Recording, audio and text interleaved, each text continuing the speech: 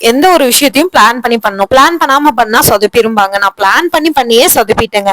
எப்ப என் பொண்ணுக்கு வந்து பப்ளிக் எக்ஸாம் ஸ்டார்ட் ஆச்சோ அதுல இருந்து வாரத்துல 2 நாள் மட்டும் தான் ஷூட் புக் பண்றது. அப்படியே வந்து பாத்தீங்கன்னா சாட்டர்டே வந்து ஒரு ஷூட்டுக்கு புக் பண்ணியிருந்தேன். திடீர்னு வந்து போத்தீஸ்ல இருந்து ஈவினிங் ஈவென்ட் இருக்குன்னு சொல்லிட்டாங்க. அங்கேயும் வந்து போக வேண்டியதா இருந்துச்சு. சரி காலையில நம்ம ப்ரமோஷன் ஷூட்டை முடிச்சுட்டு அதுக்கப்புறம் போத்தீஸ் போகலான்னு போனா அங்க போன இடத்துல லேட் ஆயிடுச்சு. எங்க வீட்டுல இருந்து 25 கிலோமீட்டர்ல நான் வந்து ஷூட் போக வேண்டிய இடம்.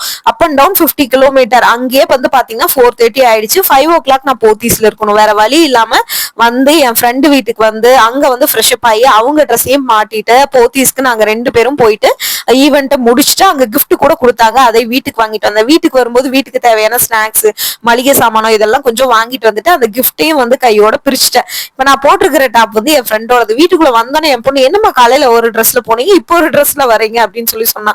வந்ததுமே வந்து பாத்தீங்கன்னா வேலையை ஸ்டார்ட் பண்ண ஆரம்பிச்சாச்சு. காலையில வீட்டுல இருந்து கிளம்புனது வீடே ஒரு